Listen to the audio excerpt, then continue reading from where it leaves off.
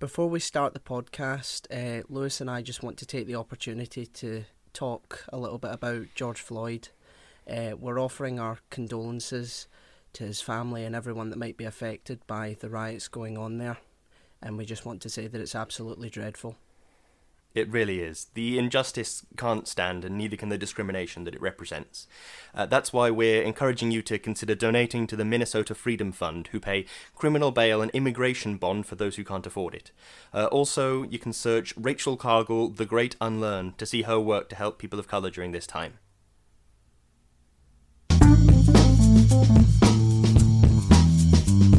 Hey Danny, how you doing, man?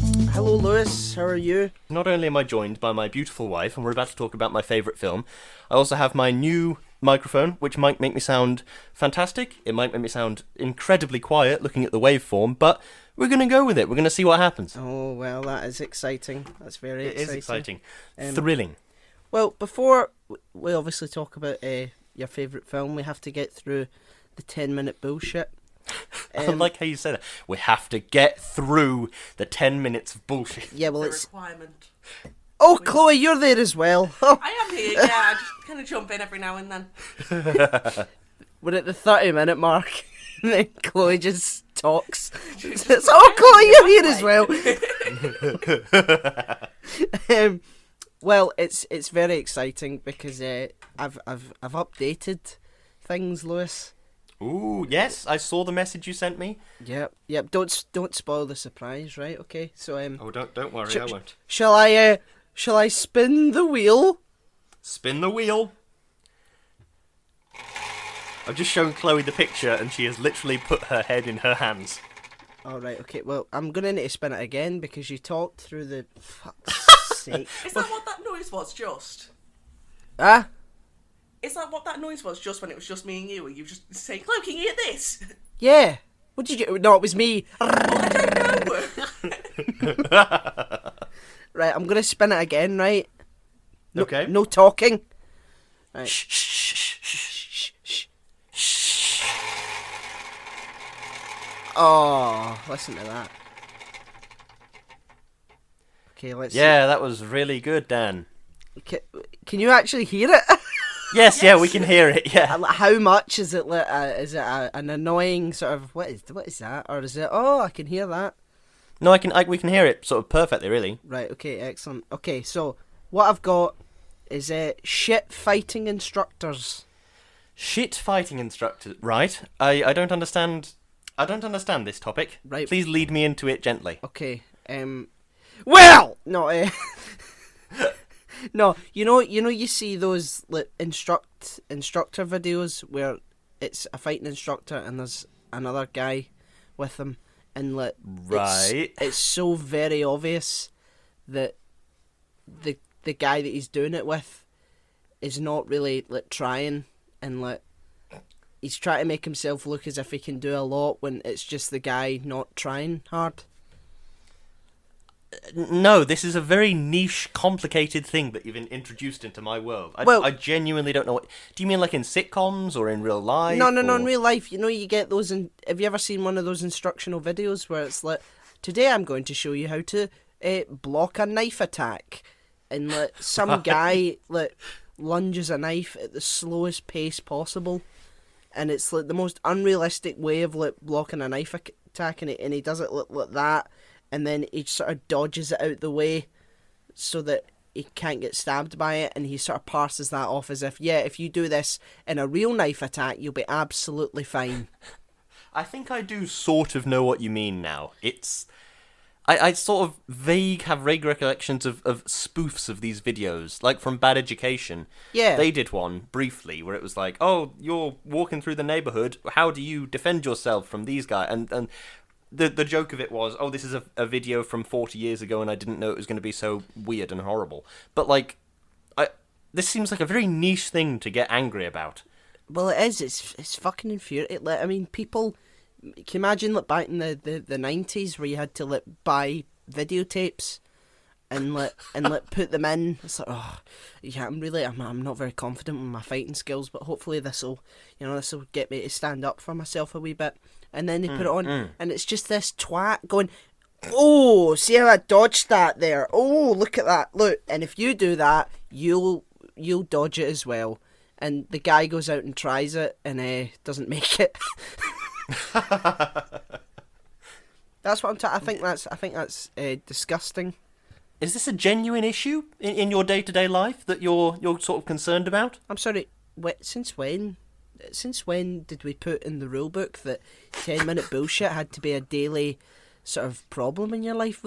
Half the shit we talk about doesn't affect us at all. That's very true. Although we do talk a lot about pasta straws, and we are now all using pasta straws. Yeah, we are.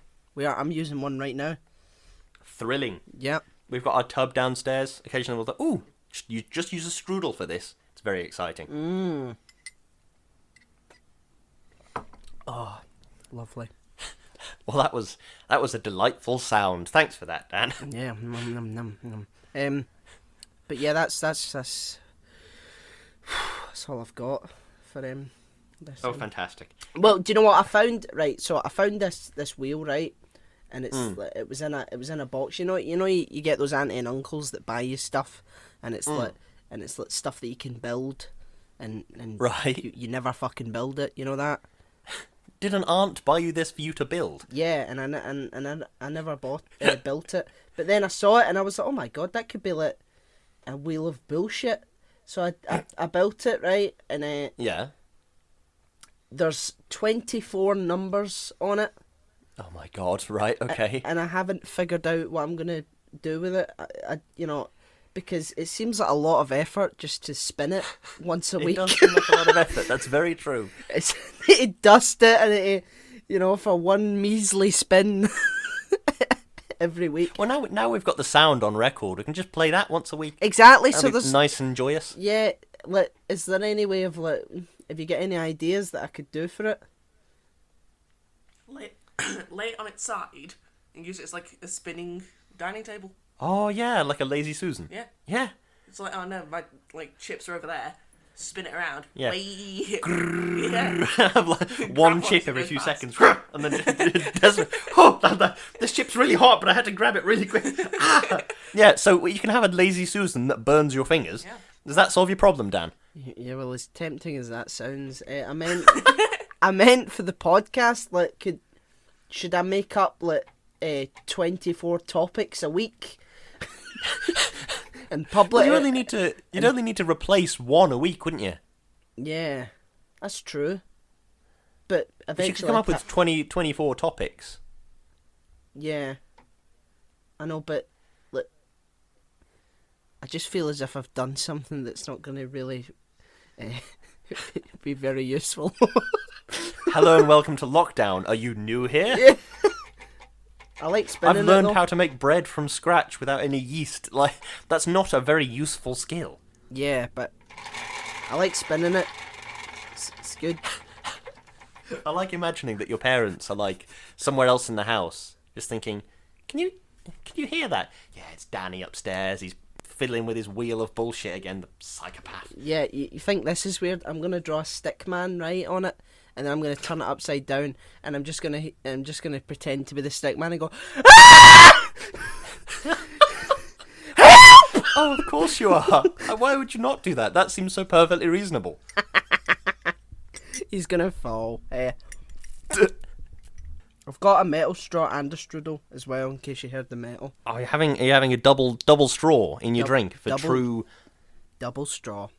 Ooh, double straw. Whoa. That reminds me of that bit from Friday Night Dinner. Just gonna cost you double for me to clean your carpet. I love Friday Night Dinner. It's so good. I can't remember that bit. You're on your own with that one.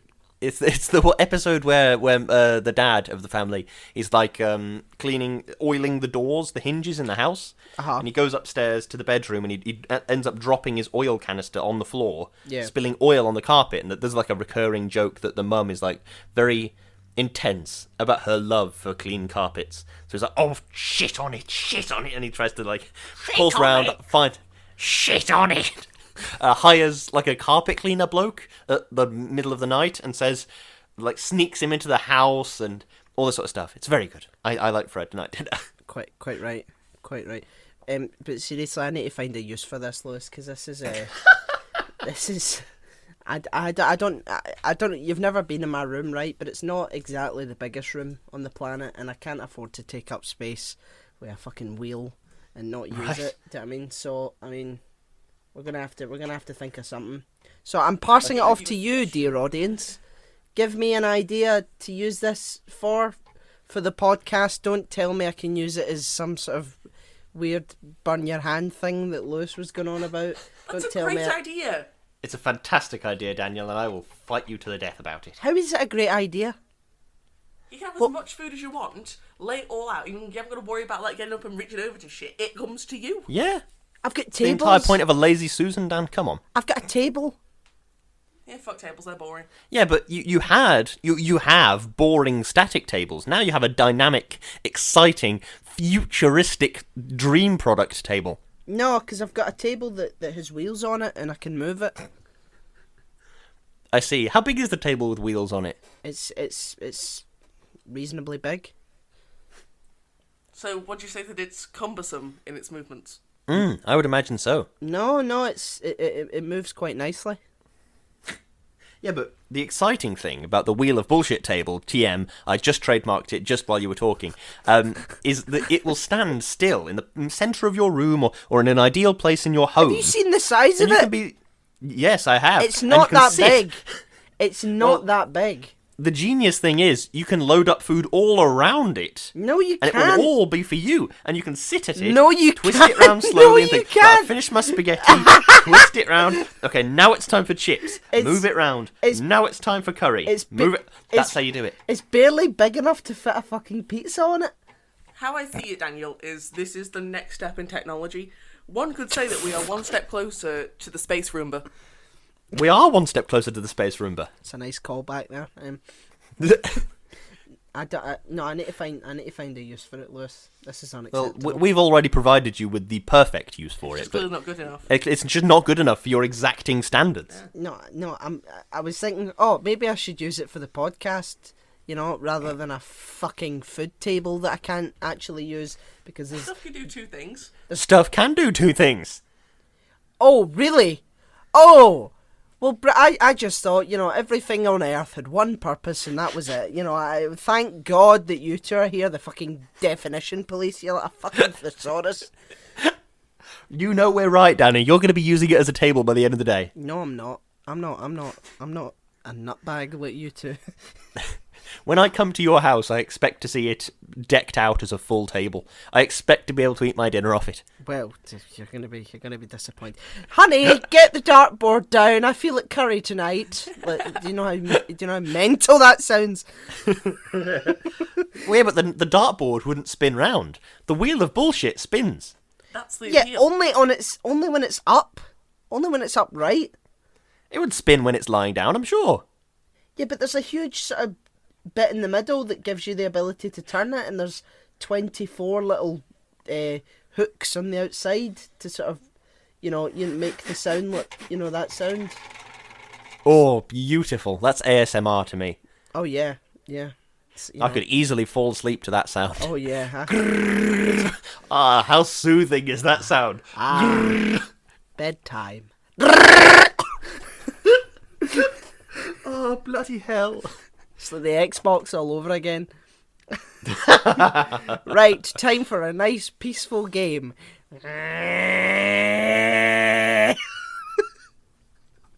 That did make me laugh at the time. It just... The thing was, when I said, "Has it always done that?" and you said, "No, just since I bought it on the train to this green room." Oh, is that healthy? Yeah. No, probably not. That sounds healthy, yeah. It's broken now, I can't use it. Oh, what a tragedy. It's got the red circle of death around it. And Oh, no. and you can't turn it on. So, yeah. But I've got a wheel now, so All you need is a stick and a hoop, and you've got hours of fun. yeah. What a mistake this was. I'll just put it back in the box and send it back to my auntie and uncle. Cheers, I built it, but it's not for me. I mean, Oh God, imagine that if you're on like if they sent you like a trebuchet kit or something, one of those little models you get from like a castle that you'd go to as a tourist. Yeah. It's like, oh, a little trebuchet kit, and you put it together and you think, well, it's good, but not for me. So you end up just disassembling it, putting it back in the box, sending it to their house. There you go. Not for me. That's not for me. It's the equivalent of not being sure what to eat at a restaurant, and then you get what you ordered, and then you eat all of it, and then you say, "It's not for me, that one," So I'm gonna give it back to you. I'm not sure if I quite like this meal. So you've eaten all of it. Yes, but I'd like a refund, please. It wasn't quite ideal. it's like in Faulty Towers. I don't like the salmon. You've eaten half of it. Yes, well, I wasn't sure then, was I? What? So you ate half to make sure? I don't like this half, and I certainly won't like the other half. Bloody hell. I love Faulty Towers. So do I. It's brilliant. It's brilliant.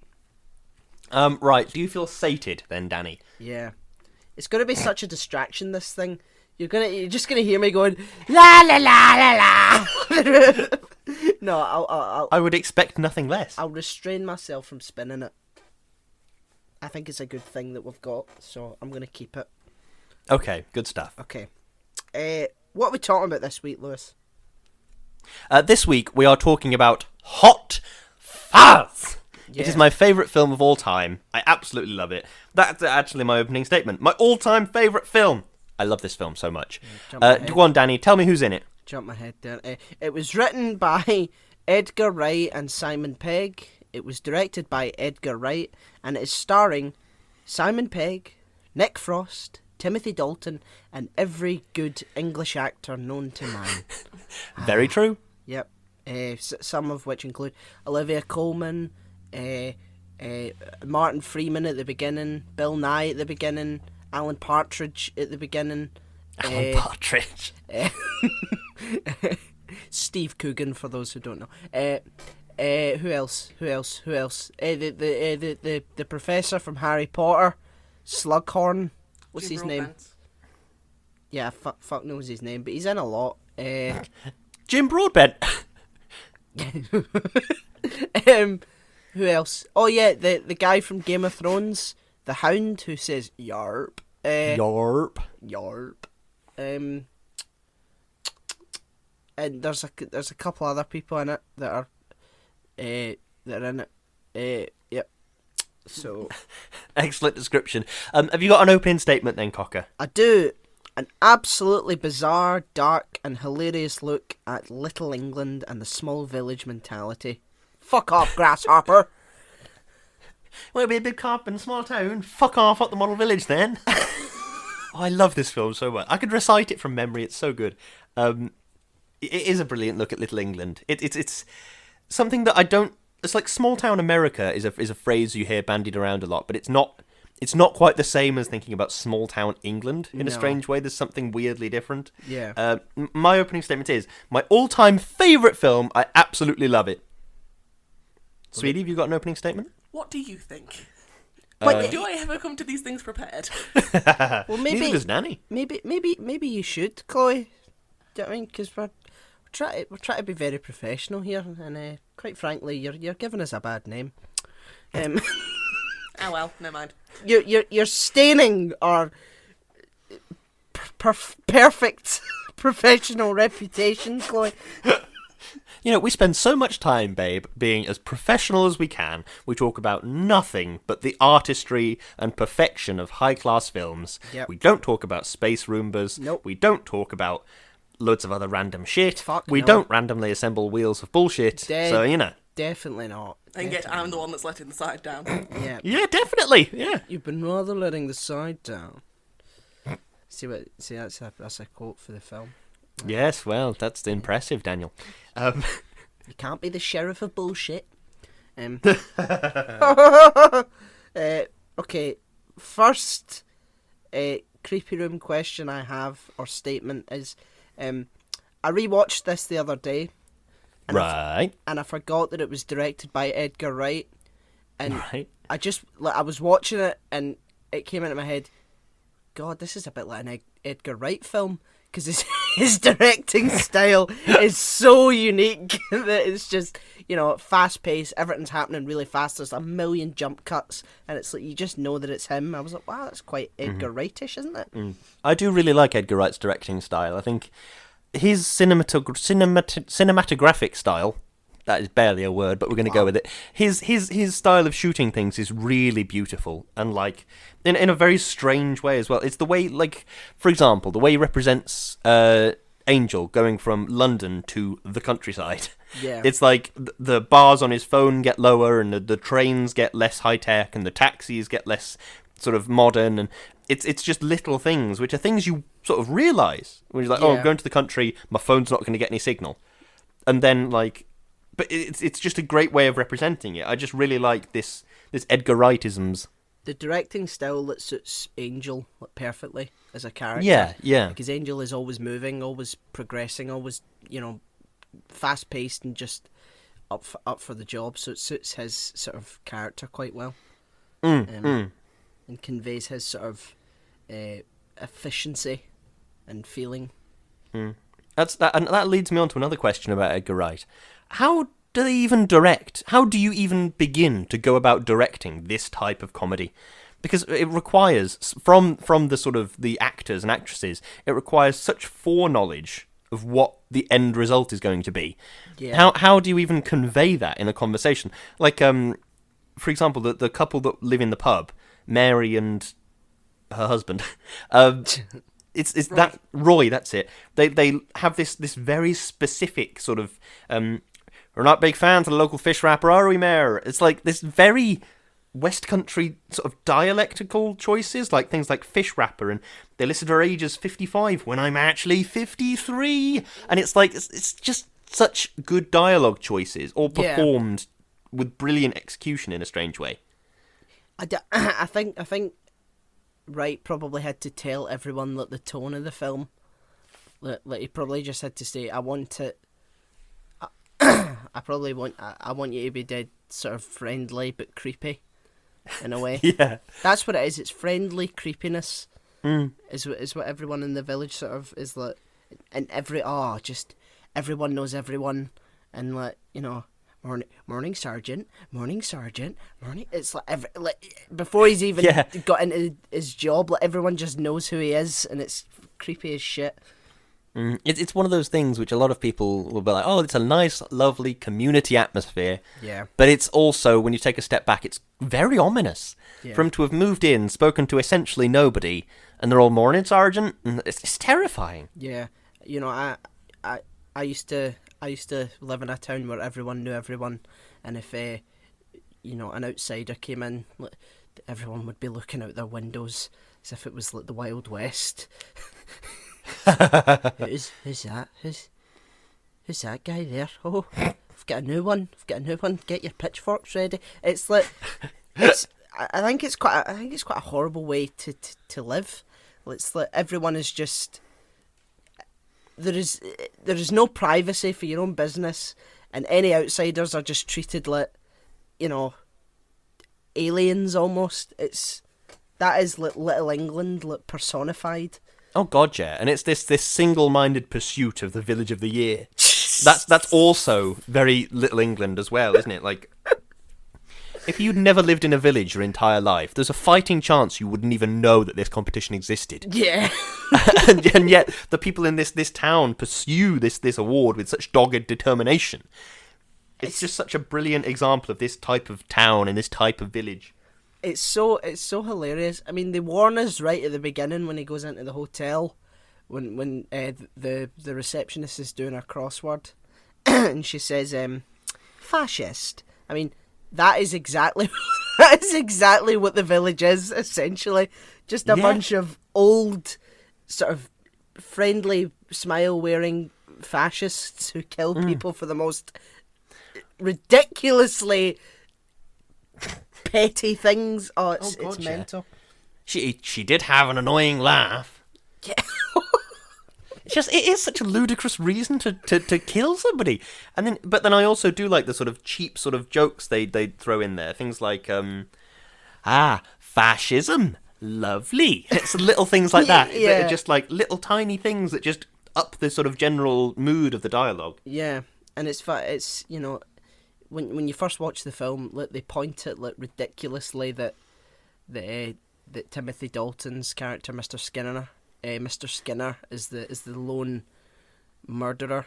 But because everyone is so creepy, you just have this sort of tiny feeling in your head, like, it can't just, like, there is something else going on. It can't just be one killer and everyone else is nice. Do you know what I mean? Because everyone is just really creepy and creepily friendly. Yeah. So You think there's something going on. It's almost akin to, like, what's his name? Butterman. Jim Broadbent. No. Nick Frost. It's Nick Frost's character, where he's like, well, I thought they were just giving him a slap on the wrist and telling him to move on. It's like, no, they've been murdering people for decades. Like, you have that sort of that thing from the start, where you're like, well, there's something weird going on, but it's probably just sort of Little England, small town policing of, like, okay, just a slap on the wrist, move on, we don't want you in our village, sort of thing. And then it turns out to be something so much more horrific. It's perfect, sort of amplifying the sort of silly things about England and Britain in general. Just this tiny village where everyone knows everyone, and they're probably not very kindly to outsiders, and yet they've just taken it, like, right up to, like, 11, where it's like, yes, they also kill outsiders and anyone that doesn't obey the very strict rules that they have. I do have a bit of a question, which it's a bit of a niche, specific, bizarre question, but I hope we're going to go with it. The bit from Brooklyn Nine-Nine where Jake gets back from prison and Captain Holt is, like, evaluating him.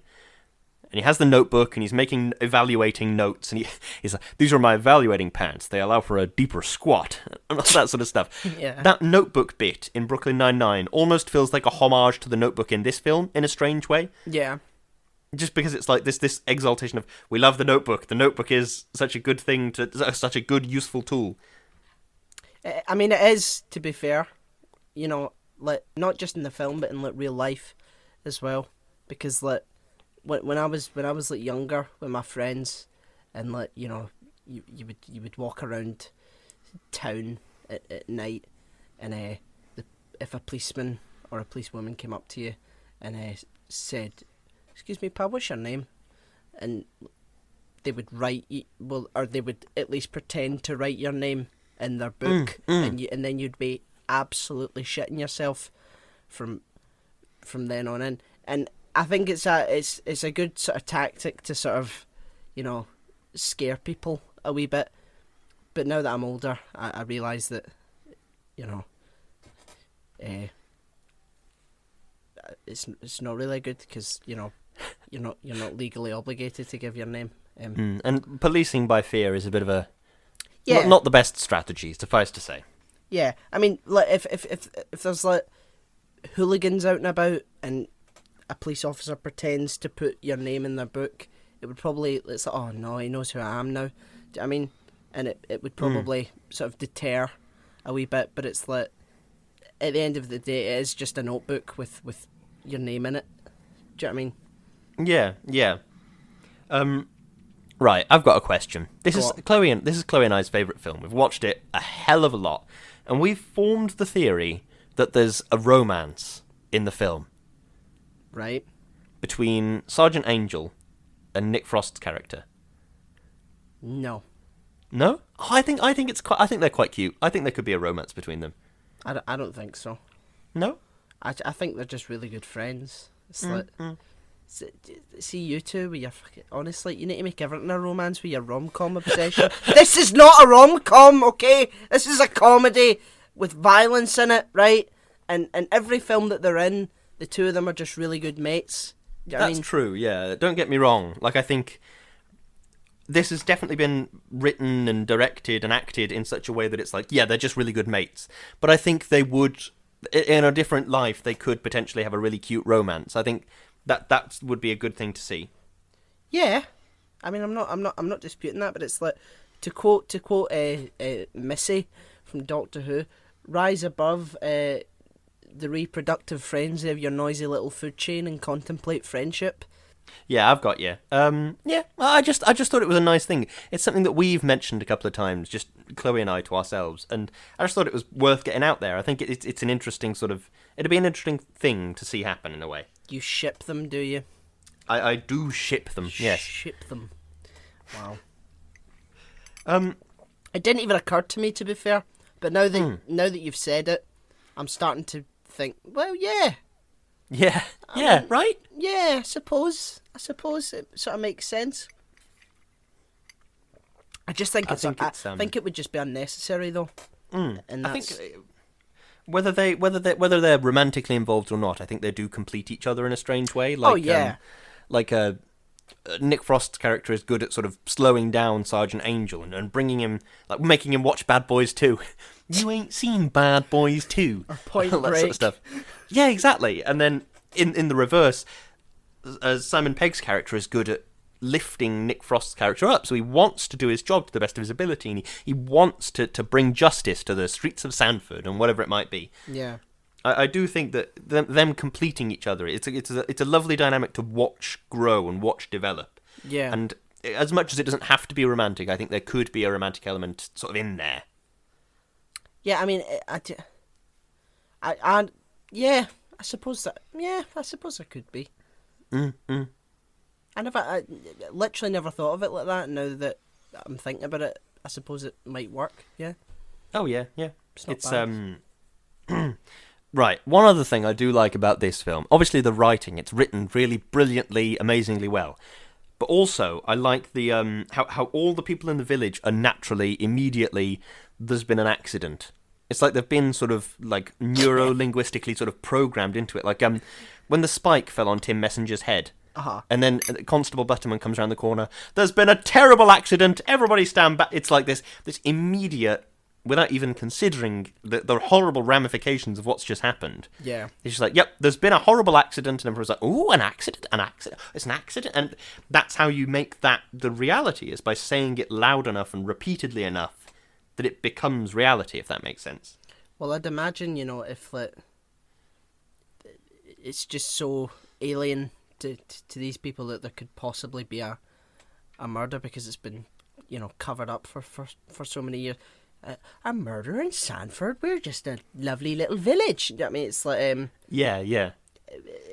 people have rose-tinted glasses about wherever they live, or wherever they sort of congregate, and a lot of people find it difficult to look problems that they have in the face. Especially if everything looks so lovely. Do you know what I mean? It's got a mask of just a lovely little countryside with cottages and daffodils and daisies and birds and things like that, and it's like just under the surface is a terrible sort of dark bloody secret, and it's I'm sure that's the same like everywhere's got their skeletons underneath their their towns or their cities, and there are literally like skeleton-filled catacombs under the town, which is sort of terrifying, isn't it? How the fuck did they get that caravan down there?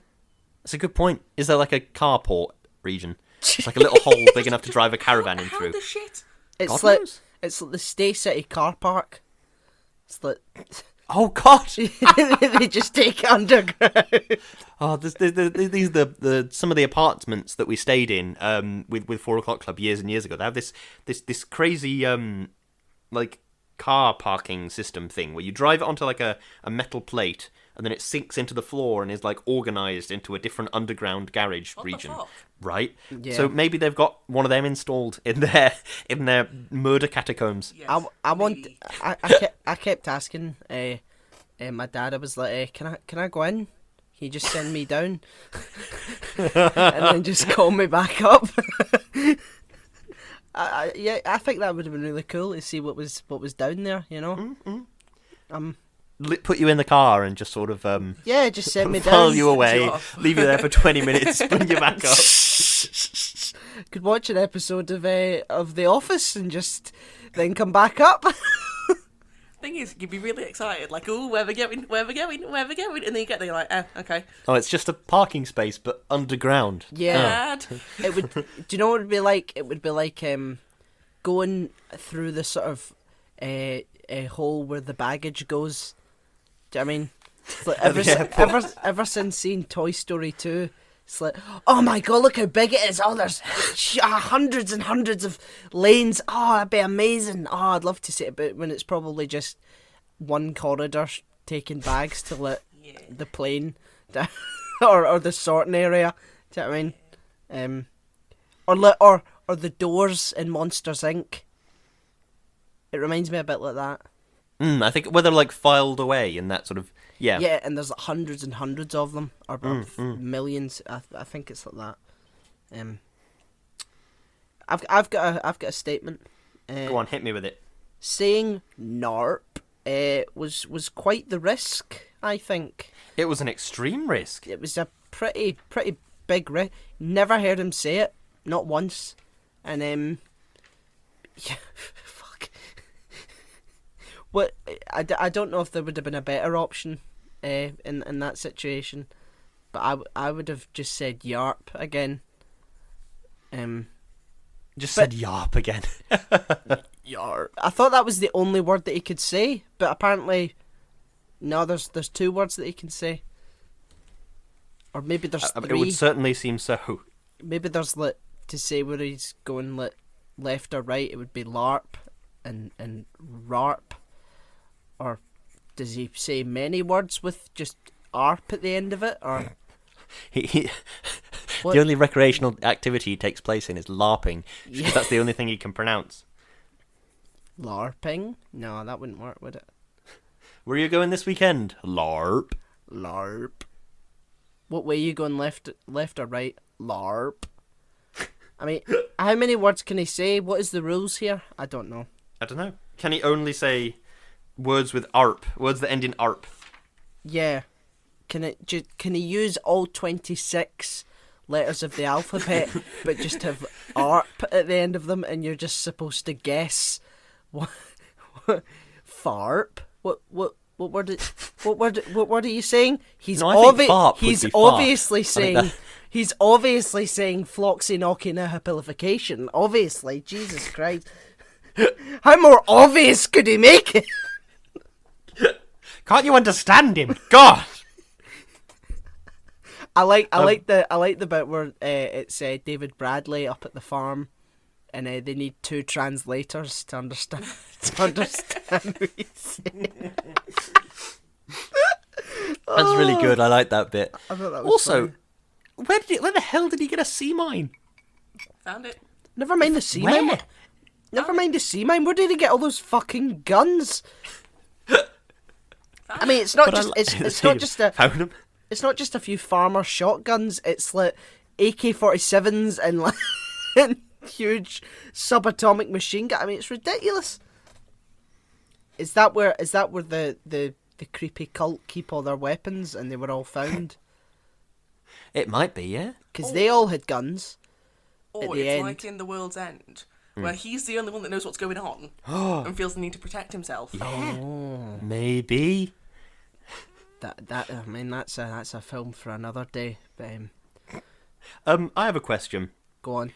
Did the lady in the shop fuck up the entire plan when she said, "No luck finding them killers"? Then, Yeah. because if she'd have just said "no luck finding that killer," it would not have triggered anything in Angel's mind. He would have just been like, "Nope, just don't know who he is." Yeah, but she said that about the swan, though.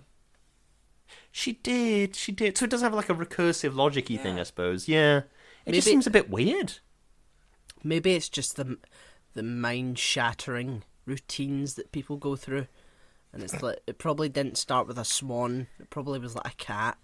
It's like and maybe multiple cats went missing, and after that, everything that went missing was only singular.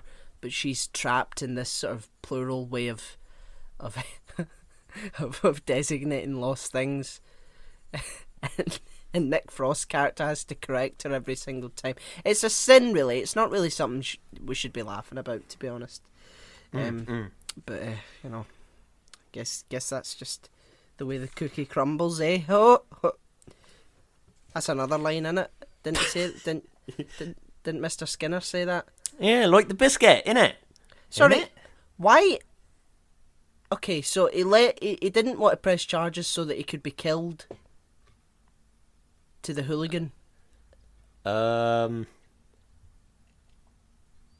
suppose. I feel like. It'd have been harder to kill him in the cells, I suppose.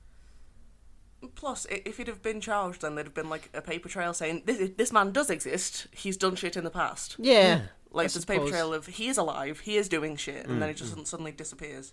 You make a very, very excellent point there, Sweden. Because if he's on paper as having shoplifted in Sanford on, I don't know, the 28th of May or something, and then he goes missing on the 30th, they're going to know that he was probably still in Sanford. Yeah. Yeah, yeah. If an external search dredges up all missing people that haven't been found, and like, Christ, a lot of missing people in Sanford, bloody hell. Not only are they missing, but they haven't been reported Missing. missing. Yeah. Because it's all accidents. Yeah. I mean, wouldn't that have paperwork? That must have paperwork. Maybe it's less. Maybe it's just the mortician is just like the public ones. Yes, like Tim Messenger, because like people have seen. I mean, there's death certificates in that, and like they couldn't find the bodies, or is every single person just an accident and their bodies went missing? That doesn't make sense. It's imagine go on, Dan. You know, if there's an accident, the body remains, rather than, you know, there was an accident and then they were buried underneath the ground. It's like with a caravan and other people. Do you know what I mean? I've always taken it as, with like Tim Messenger, obviously that's public, people have seen it, so there'll be like actual paperwork for it. But for like the shoplifter, for example, I've always kind of taken that as it was like a thing that was secretly done. So like people are like, oh, he must have left. Meanwhile, Jim Broadbent sat there going, "Mwahahaha, he dead." Yeah. Yeah. Yeah. I mean, even if there wasn't like murders or that, it's a lot of death certificates to be printed out, and like, surely someone would. Jesus Christ, have you seen Sanford? People die there like, all the time.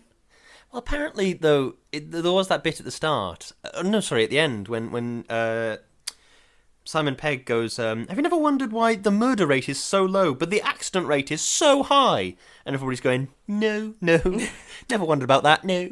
Yeah, I know, but even surely an outsider must have if they just never looked at Sanford's sort of dead list or memorial list or whatever it is. I've no idea how the particulars work, so I could just be talking shite. I don't know if there's like a database of everybody that's ever died.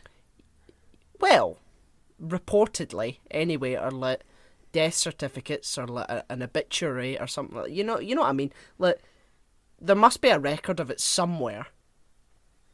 Yeah, but then they just killed the people that looked at it. I mean, look at the guy who went before Nicholas. He started Sergeant Popwell. He started to get like suspicious, and they killed him. Jesus. Can we just say, right? It's a lot of fucking effort. It's so much effort. Yeah. For the fucking like no payoff. Like, why put yourself through all the fucking stress? Yeah, village of the year. No fuckers heard of Sanford. Not one person before he goes there. It's like he had to say Gloucestershire so that he knew that it was in the country. But if you said Sanford, it's like, where the fuck's Sanford?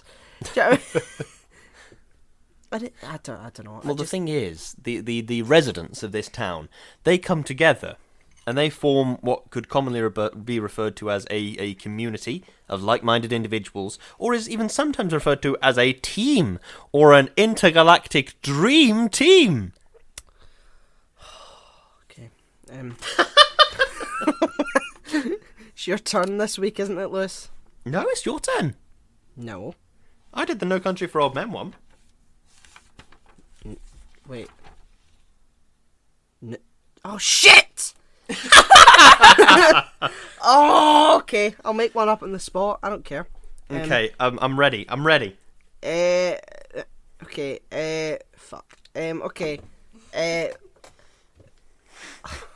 Oh my god. My first hero Right, yep. is looking around my room. Is Mug of Tea Man. Yeah, it's my first hero is Mr. Strudels. Ah, Mr. Strudel. Yep. My second hero is I haven't even thought of the villain already. I don't. Wait a minute. Just talk amongst yourselves. Let me think for a wee minute, right? Okay. Hey, babe. What do you want for lunch? I don't know. What have we got? We've got some leftover ziti. Ooh, that sounds like a plan. Yeah, leftover ziti. Yeah. Yeah. We've got. I don't know. We've got some cheesecake still. We can polish that off afterwards. And we've got noodles. We could do a combo. Noodle ziti combo. Yeah. Yeah. That's what a lot of our conversations consist of. Is a zoodle, Mr. Zoodle. That's what a lot of our conversations consist of, isn't it, babe? Just like chat about food. Just food. Oh yeah. Keep talking. You know what I'm very excited about? What? What's coming today in the post? You just spat on me. Oh, did I? Sorry, I babe. wanted the news, not the weather. Well, we're having some more notebooks arriving. I am having another bullet journal, which my wife has graciously ordered for me because she is amazing. What can I say? You are amazing. This is true. I plant seeds. I can't explain it. Good old Jeff Goldblum, eh? What's not to love? We need to do Jurassic Park on the podcast God, sometime. I yes. love Jurassic Park. Still keep talking? Yep. Safe. One thing I am quite worried about with this new microphone is that we're incredibly quiet, because we might be. Because looking at the waveforms, we're quite little compared to what we were with my microphone, my old microphone. Hopefully I can turn it up in post and we'll be nice and loud. This might be the loudest part of the episode. Is this loud? If you can't fix this, if we're going to just do this whole thing again. No, if I can't fix it, I'll just have to put a thing at the start where I sit here in front of the microphone and I like say, hi, we had some microphone trouble, which means we're very quiet. I've made Danny quieter. Can you just turn your podcast up, please, so that you can actually hear it? That's what I'll have to do. Sounds like a plan. Yeah. Void number 37. Turn your volume up. Okay. I think I've got something. Okay. So I'm just okay. Right. My second hero is Oh my god. a cobra. A cobra. Just a random cobra. Just a random cobra. From the jungle. Yep. Okay. Okay.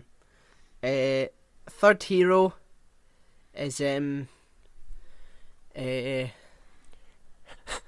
I presumed you were using this prep time to prep. Hulk Hogan. Hulk Hogan. Oh Christ! Right. Okay.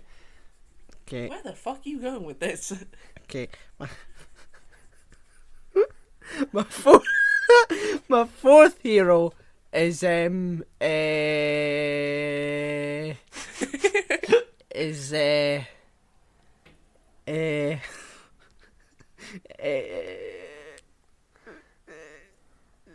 Thing. The Thing from The Thing. No, from Fantastic Four. Oh, okay. The Thing, Ben Grimm. Yeah. Okay. Got one more hero slot. What are you going for? Have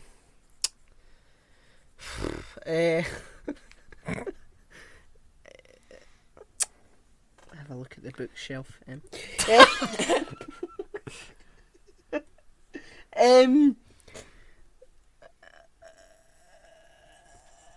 Cupid. Cupid, the god. The god of love. Okay, Cupid. What ship are you using?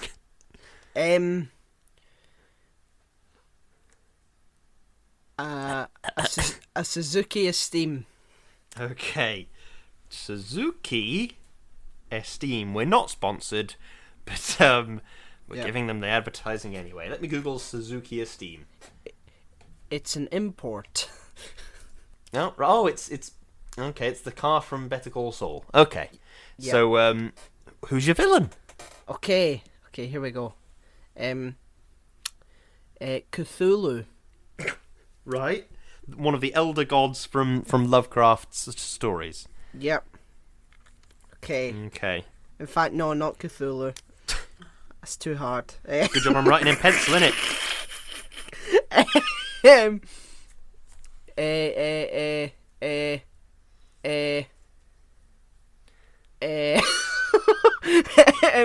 Bane. Bane. Okay, Bane. which Bane from the comics or Tom Hardy Bane or? Bane from the comics. Okay, right. So, what's your plan? Talk me through it. You've got Mr. Strudels, Okay. Cobra, Hulk Hogan, Ben Grimm, and Cupid to defeat Bane. Okay, so Cupid flies about, right? Right. And searches every single place on the planet until he finds Bane's lair, Right. right? And basically lures him outside by like shaking his arse at him and shooting arrows at his door and all that, and he comes out raging. He hits his chest and starts getting muscly and all that, and then a Suzuki of steam rolls up. Oh, right. Hulk Hogan gets out, and the thing is just sort of sitting on top of it, right? On top of the Suzuki Esteem. Yeah. Right. Yeah, and they fight Bane. Now, Bane is very strong. Yeah, he is, but when he's all sort of done up like that, right? he's got all the drugs and the venom and the Yeah, and I have to say now, right? Venom is not the same as Cobra Venom. Ah, okay, right, Okay, yeah. right. So while that's happening, Cupid smuggles Mr. Strudels and the Cobra into Bane's lair. Oh, Jesus, right, okay. Finds a cup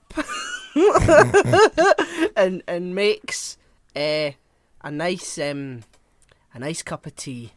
Okay. With some honey and a bit of milk, and puts Bane's teddy bear next to it, right? Bane's teddy bear? Yeah, Bane has a teddy bear, a Spanish teddy bear. A Spanish teddy bear? Yeah, he does. That's in the comics. He does. Oh, okay. Okay, so so Bane's busy fighting, and he's getting tired. So eventually, Right.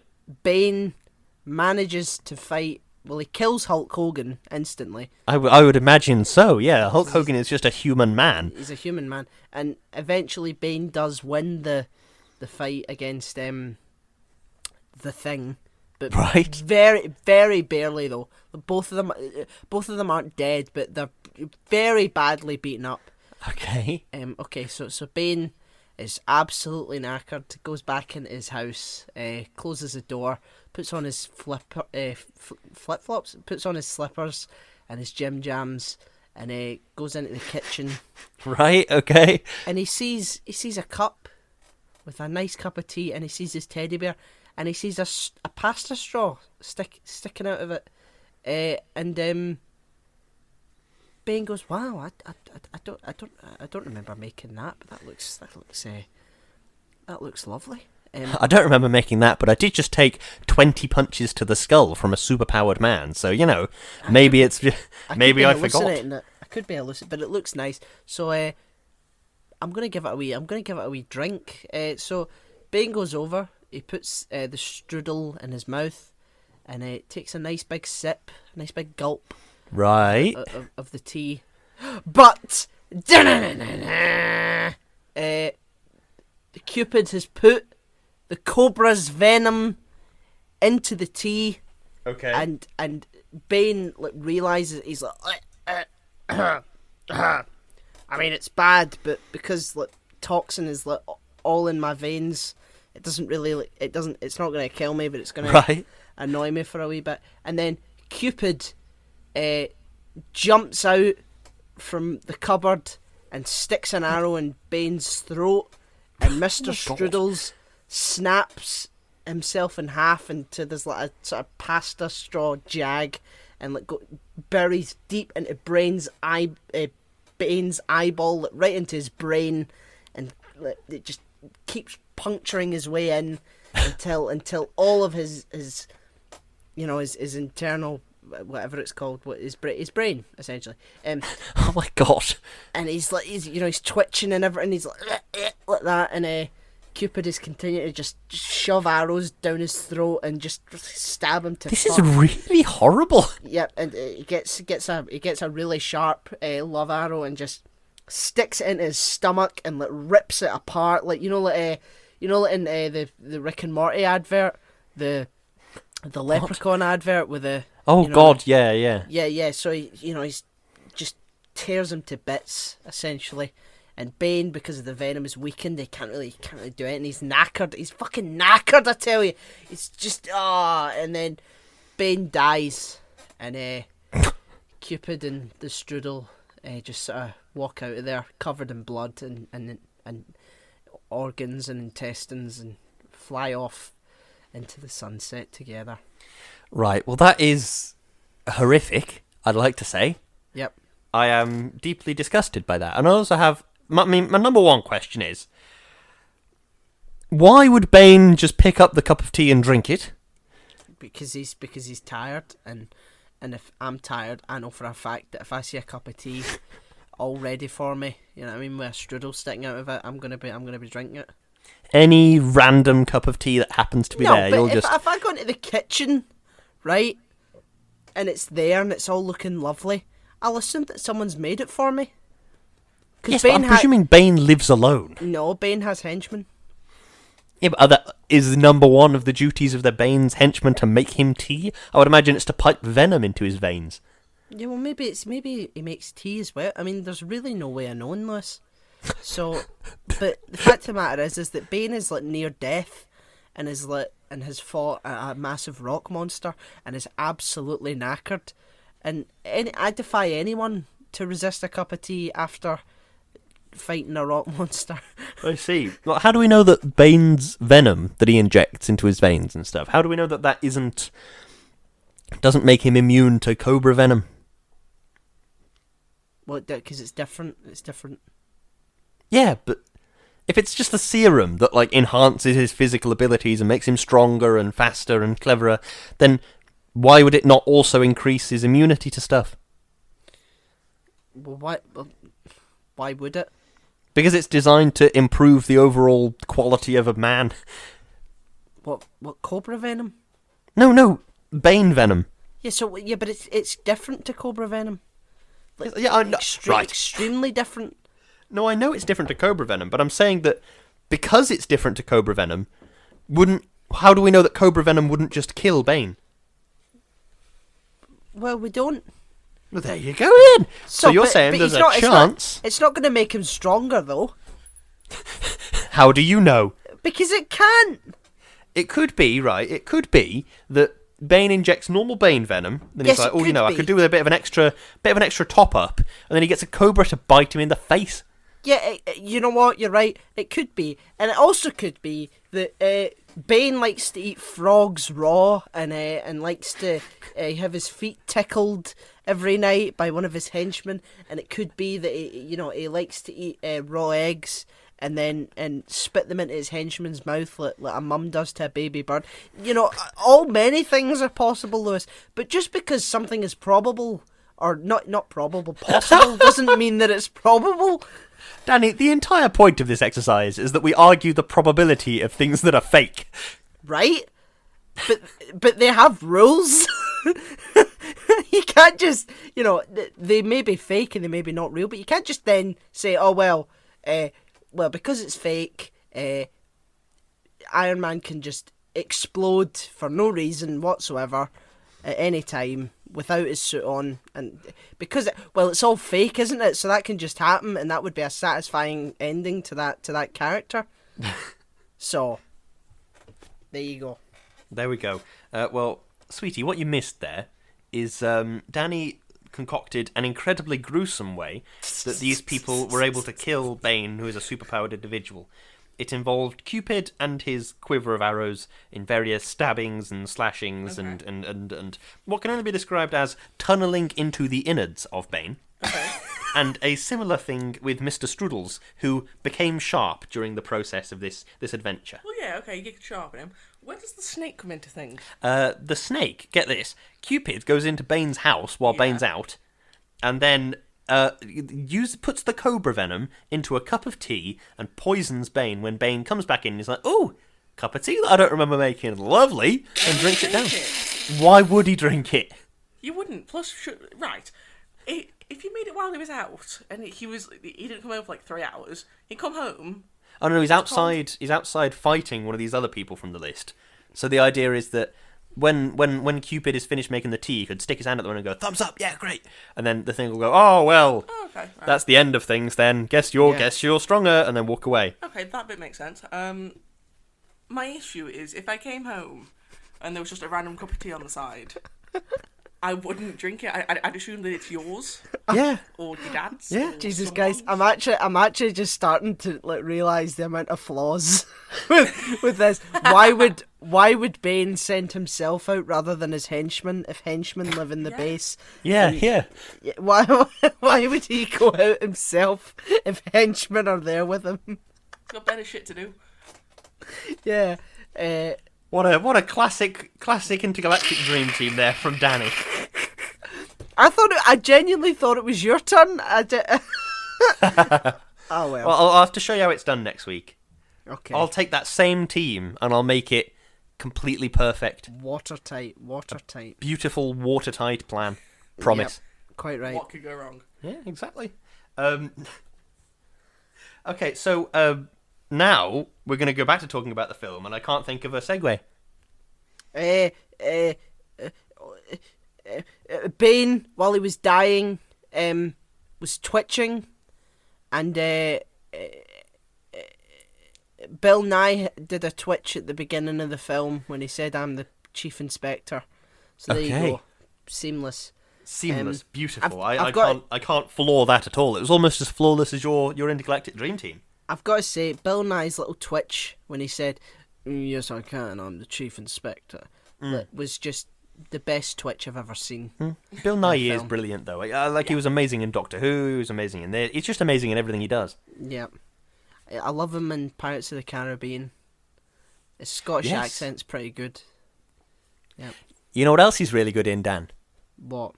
Love Actually. Moving on. Oh shit! Do you know what? He is quite good in Love Actually. He is, isn't he? He's good at everything. He is quite good. He's the one saving grace of that film, along with Rowan Atkinson. I have one question that I'd like to ask you, Dan. It's a bit of a random question. You might not know the answer. In this film, why is the deli counter bulletproof? What? In the Summerfield at the end, when the policemen are charging the butcher's counter and they're shooting at it, the glass does not shatter despite multiple gunshots directly to it. So people can't steal the fish or the meat? Yeah, but bulletproof seems like a bit of a hefty security level for steak. But they all have guns and they're all criminals. Oh, well, that's completely true. They are all criminals. They wouldn't think twice about it. To protect them. Oh, yeah. If Doris comes in with a shotgun, a sawn off, and she's there... You gave me the wrong meat! And then just open fires. Yeah. I don't want to pay £17 for this haddock, you bitch! And then she pulls out a shotgun. How big's your fucking haddock if you're paying £17 for It's it? a big bit. It's like 3 million fish. That's like... It's a good bargain, actually, for 3 insane. million fish.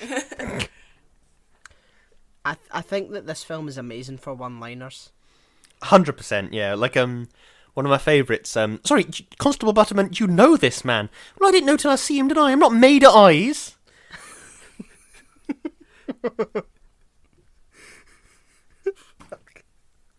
Yeah, that one's good. My favourite one, I've got to say, is when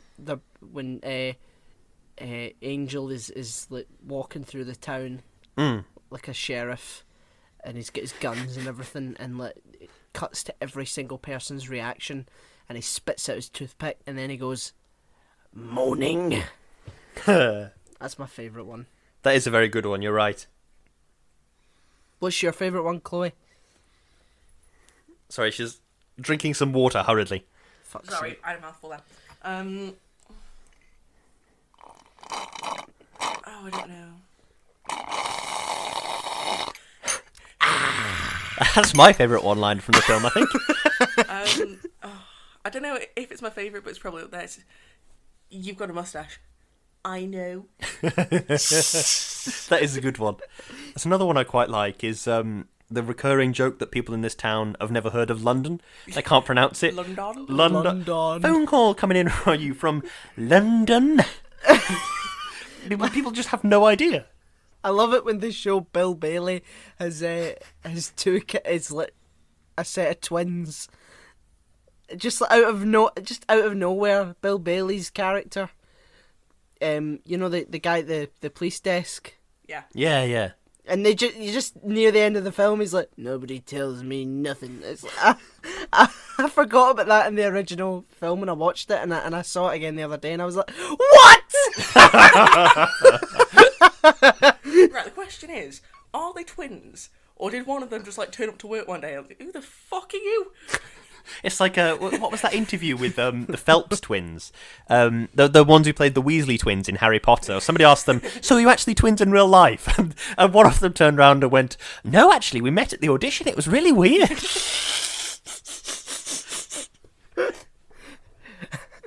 God, that's funny. What's the other one? Martin Freeman at the beginning of the film. Do I have a choice in the matter? No!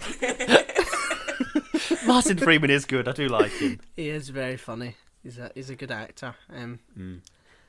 No! That's really good. What is the thing about the hand? Hello, Nicholas. How's the hand? It's a bit stiff. Still a bit stiff.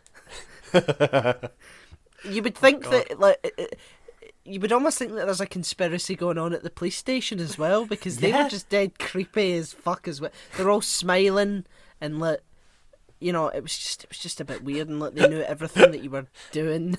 Yeah. You want me to get the chief inspector all the way down here? Yes, I do. You want me to get the chief inspector on the phone? Yes, I do. All right, Kenneth. Hello, Nicholas. How's the hand? Still a bit stiff.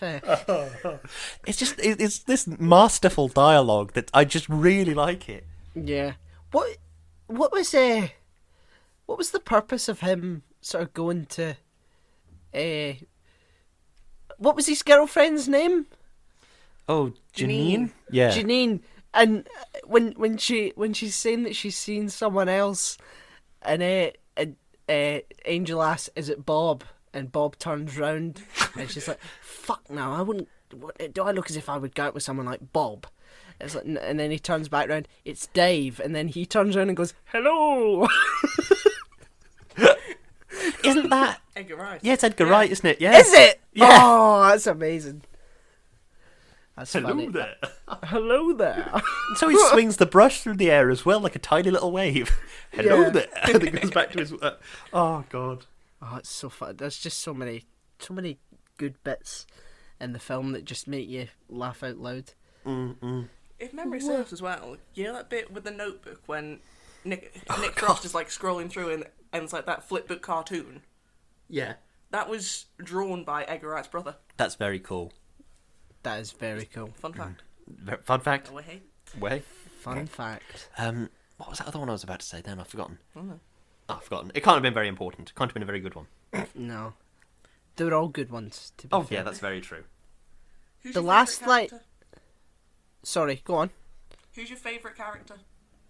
Oh, I've always had a bit of a soft spot for the sort of incompetent detective. Oh, Is fucking hell, yeah. Sergeant Angel. Help. yeah. And that's that thing that I think I saw this online when he's at the start when he's first introduced, and he's behind his head is that whiteboard with all the things about him. All the things in black are things that eventually he turns out to actually be good at, like leadership skills, strength in a tough spot, things like that. They're all like, Wow. and then the blue things are things that ring true through the whole film, or something like that. Yeah. Anyway, That's pretty good. That's pretty clever. Now, my perfect Sunday is. He says that at the end of the film when he's getting interviewed and all the carnage is going on. a nice long lie-in.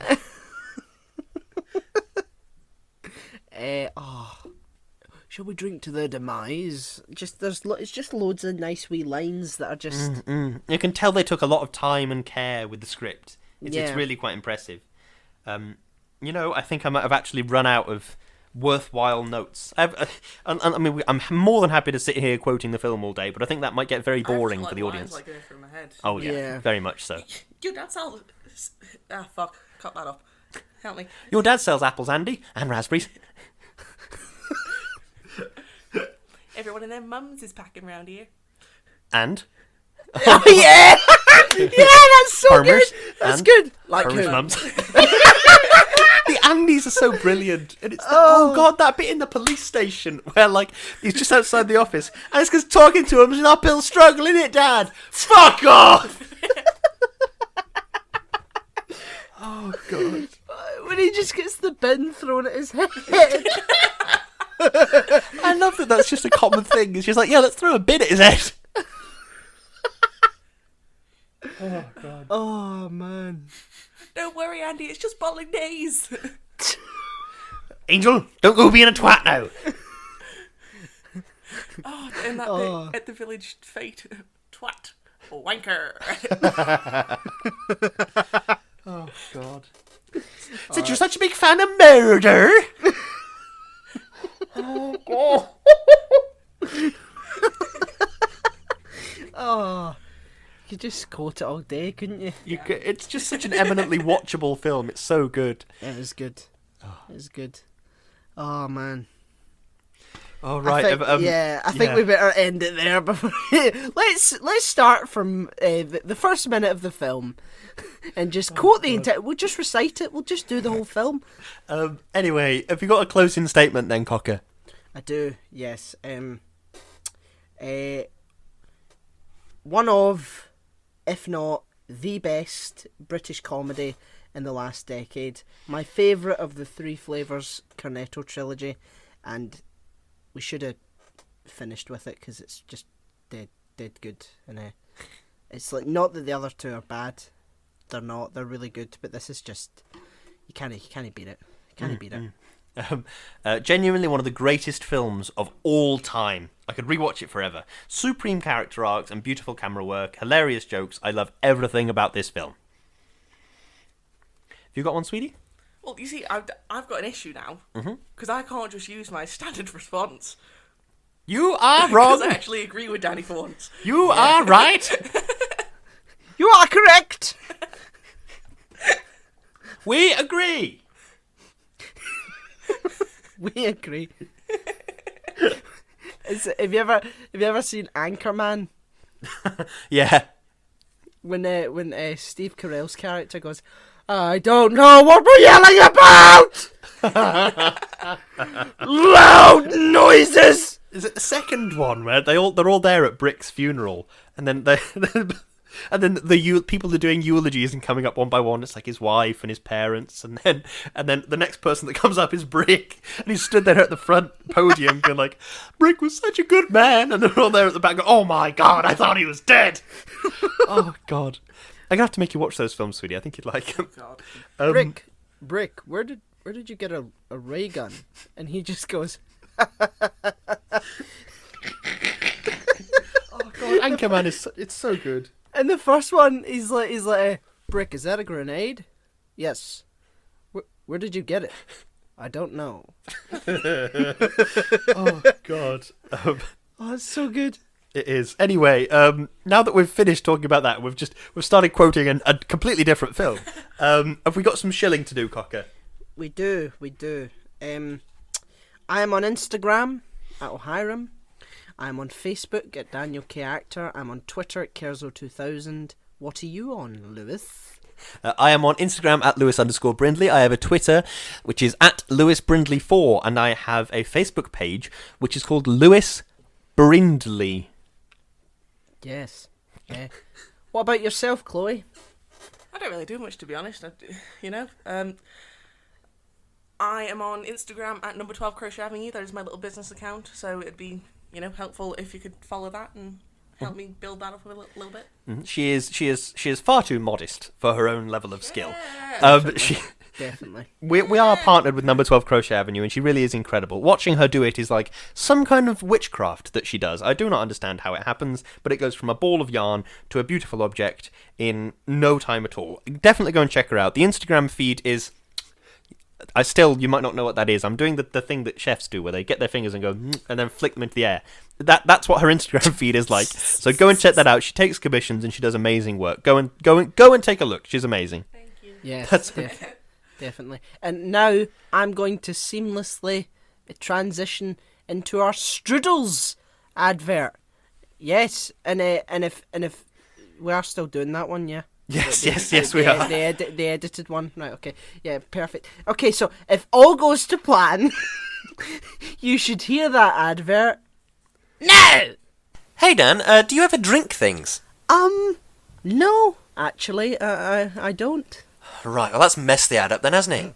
Oh, good grief. Well, if you're not a massive weirdo, then you might like to drink things from time to time, and sometimes you might even like to use a straw. Yeah, and there are lots of options available. I've got a metal one, and they come in plastic. Bad for the environment. Or paper. Falls apart immediately. Yep, which is why strudels are out there. Strudels are straws made out of pasta, and straight away both of those problems Lewis just said are solved. The pasta will decompose in a day after you throw it away, and they'll stay strong in your drink for at least an hour. Exactly. What's not to love? Plus, they're super convenient. Having a couple of them in the cupboard will mean you don't have to keep cleaning a metal straw every time you do the dishes. Indeed it will. Check them out today at strudels.co.uk. You will not regret it. What Wow. a beautiful advert. I love that advert so much. It's so Beautiful. impressive from concept to execution. I just think everything about it is incredible. Doesn't get much better than that. It really doesn't. We are hosted by Podomatic. We're on Spotify. We're on Apple Podcasts. We've got a YouTube channel. We're on Deezer. We have a PayPal donate button. We have a Patreon, and we would like to take this opportunity to thank our wonderful patrons. Wonderful.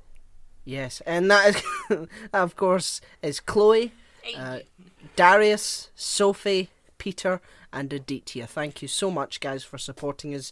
You make this possible. Yes, you are good eggs, one and all. If I'd have known that, then I wouldn't have done it. Thanks, babe.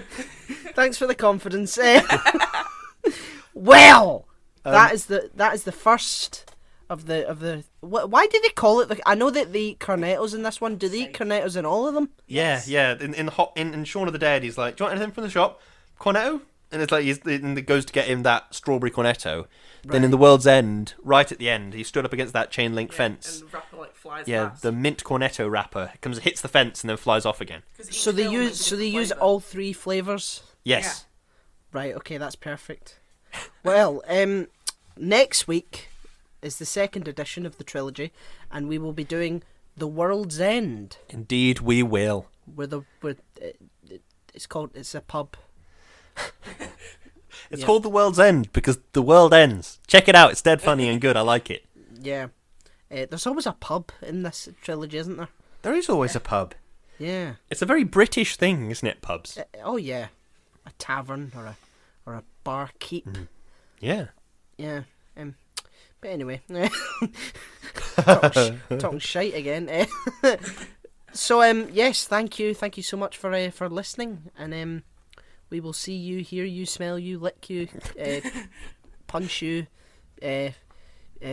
another verb that people, I don't know, hug you, or whatever people do, I don't know. And we will do all that next week. Yes, we'll see you then. Thank you very much for listening. Goodbye. Bye. Fuck off, grasshopper.